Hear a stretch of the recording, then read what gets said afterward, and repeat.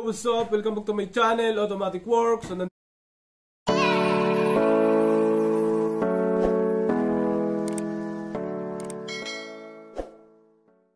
yun, meron tayong titingnang Kia Picanto 2015? 14? 14 sir. Manual transmission. Hindi na mandar, 3 months na daw. Dito sa Binangonan. On natin susi. Ayos, may check engine naman.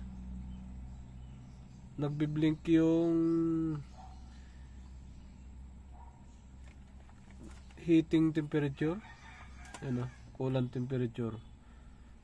Nagbiblink, off natin ulit. On. Hindi na nagbiblink. Nagbiblink pa rin. So yung check engine nandyan naman. So wala tong PRND dahil manual siya. Tingnan muna natin anong fault code. Baka kasi lowbat lang to. Baka lowbat lang. Auto detect. Manual transmission. Yun. Nagdire-diretso ang reading. So pagka ganyan, hindi normal yan. Yung reading na ganyan. Dapat ang reading niyan is about 3 seconds lang. Mabasa na kaagad niya yung sasakyan. Pagka ganyan, aabutin niya ng no communication or lost communication. Pagka ganyan. Ganyan ang sistema.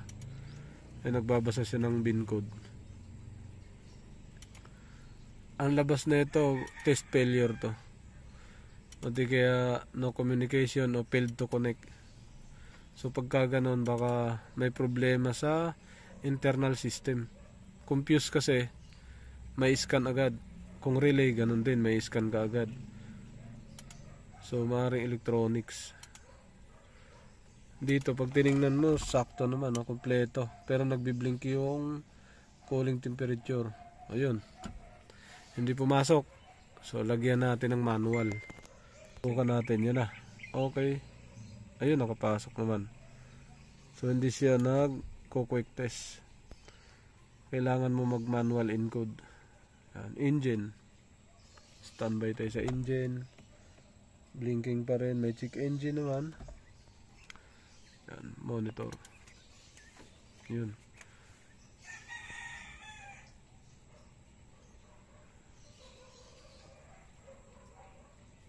APS lang lumabas. So yung engine hindi na scan. Wala oh. Walang problema sir sa engine. Hindi na scan. Hindi nakapasok. So nagpass siya doon sa engine. Dumiretso na siya ng EPS. Ayun oh, dalawa lang nabasang fault code. So subukan natin i-crank kung anong sitwasyon niya. Kung cranking or wala. Yan.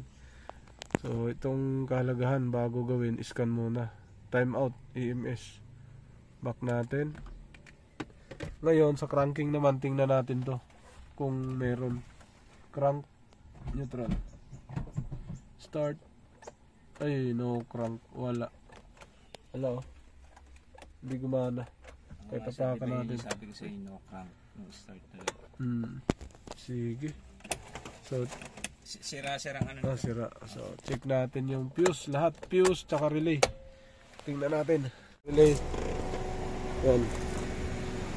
Tinignan talaga natin lahat. Fuse and relay, module. Dito yung fuse and relay sa ilalim. Tapos nagpalit tayo ng battery. Tapos check up natin lahat yun dyan. So wala namang naging issue. So module lang. Test drive na to ni sir. Okay. Mga sir, subukan natin. Scan ulit. So kanina yung engine hindi na scan. On natin. Susi. Subukan ko. Kasi tinignan namin yung mga wirings, lahat. Wirings, tapos socket connection on. Yun, gumalaw yung mga speedometer, mga meter nya. Parang nagsi-self test, tingnan nyo. Ayan o. Yun, parang nagsi-self test. Tapos yung temperature hindi na nagbi-blink. Yun, scan natin. Bago tayo pa-start, scan muna natin. Kung talagang mababasa natin dito.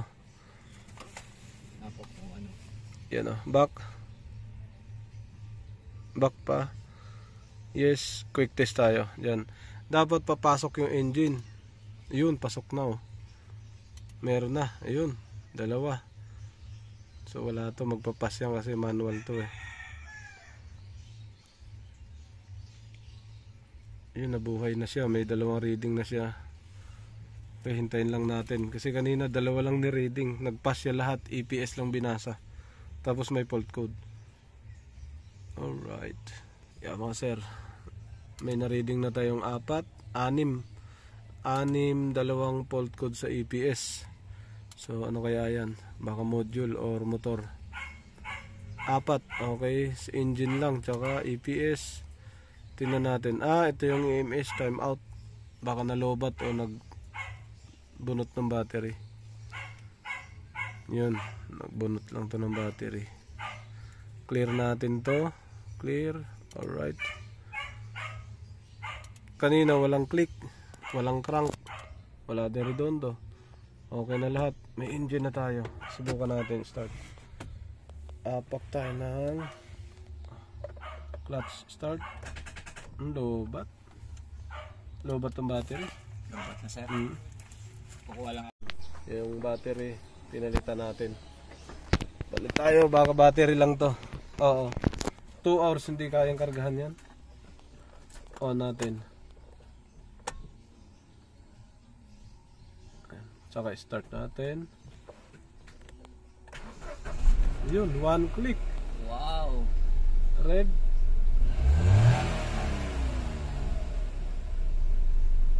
Ayos na. Makahusay. Aircon. Ubos na yata pre yun ito. Na meron? Service kasi ito ng anak ko sir.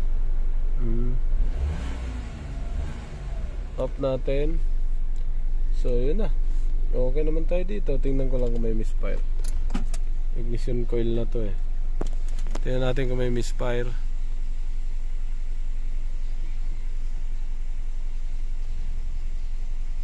Tapos test drive mo sir, paikutin mo. Yes sir. Ikot mo lang dito sa inyo, painitin natin. Ayun. Lumamig na. Kumalma na, lumamig. Lumamig, uminit pala. Yan.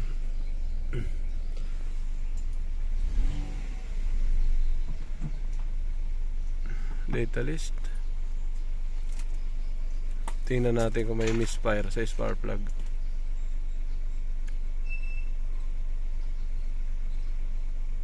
Misfire. Tatlo lang pala 3 cylinders. Misfire, yan. Yung misfire nyo. Tingnan muna natin, baka kasi may misfire bago tayo magpa-test drive yan. Rev. Almost 3 months. Nakatenga. Okay na siya mga sir. 2. Ayan. Asa dito tayo sa bukid Yun bukid. Okay, tapos na to mga sir. Alright. Walang fault code. So ang ginawa natin dito, so nagpa-class talaga tayo ng module. Check tayo ng fuse tsaka relay. Yan. Tinignan talaga natin lahat. Fuse and relay, module. Dito yung fuse and relay sa ilalim. Tapos nagpalit tayo ng battery. Tapos check up natin lahat yun dyan. So wala namang naging issue.